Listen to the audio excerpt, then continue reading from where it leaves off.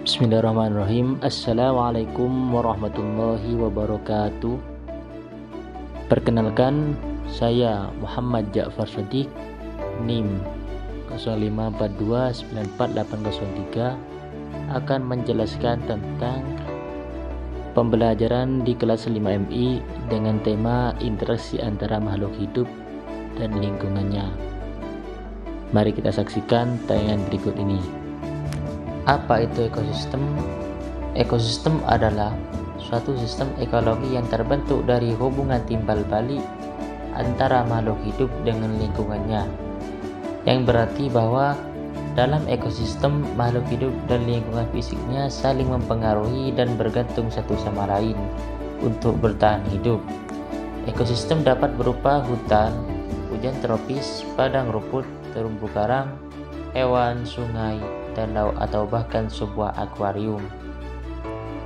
Komponen ekosistem terbagi menjadi dua, yaitu faktor biotik yang berupa organisme hidup dalam suatu ekosistem, dan faktor abiotik, komponen tidak hidup, fisik dan kimia dalam suatu ekosistem.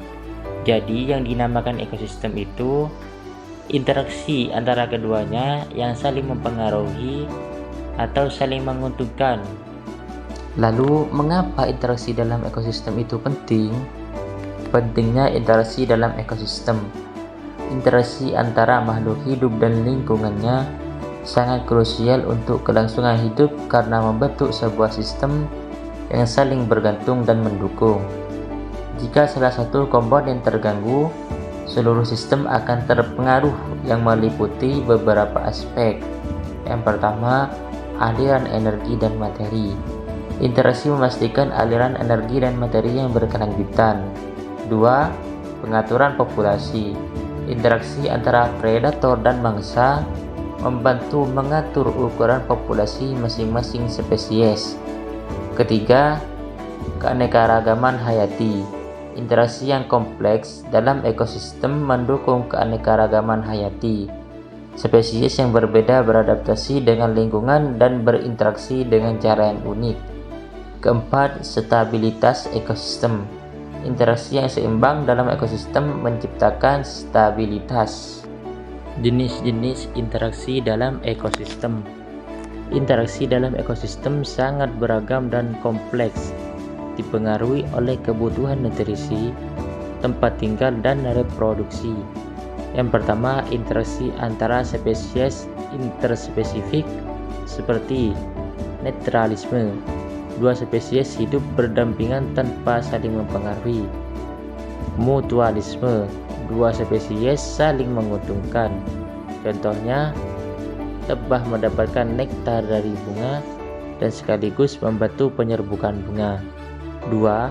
Interaksi intraspesifik dalam satu spesies. Pertama, kompetisi intraspesifik. Persaingan individu dalam satu spesies yang sama untuk mendapatkan sumber daya yang terbatas. 2. Altruisme. Individu dalam satu spesies mengorbankan diri demi kepentingan individu lain dalam spesies yang sama. Aliran energi dalam ekosistem. Rantai makanan. Rantai makanan adalah urutan perpindahan energi makanan dari sumbernya produsen ke organisme lain melalui proses makan dan dimakan. Seperti contoh, rantai makanan sederhana: rumput, belalang, katak, ular, elang. Dalam rantai makanan ini, rumput sebagai produsen organisme autotrof yang menghasilkan makanan sendiri melalui fotosintesis. Belalang adalah konsumen primer herbivor yang memakan produsen rumput tadi. Katak adalah konsumen sekunder karnivor yang memakan konsumen primer, memakan belalang tadi. Ular adalah konsumen tersier karnivor yang memakan konsumen sekunder, yang yaitu katak.